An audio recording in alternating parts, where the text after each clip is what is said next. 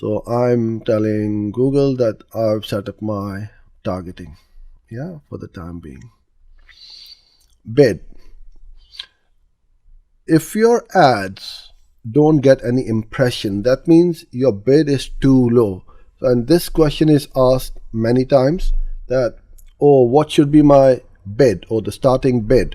Well, it really depends, obviously, in your local currency, but as I'm in the UK, we have British pounds.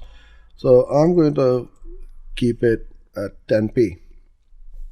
And then I will see that, okay, potentially I can get weekly estimates for 1.1 million impressions based on your targeting settings, daily budget of £5 and a bid of 10p, 590 to almost 1200 clicks, average CPC 3 pence to 6p.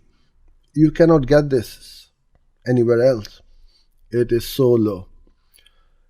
And here's why, video ads, Gmail ads, GDN as well, they have got so much traffic that you've got to utilize and leverage this and don't need to have a big budget.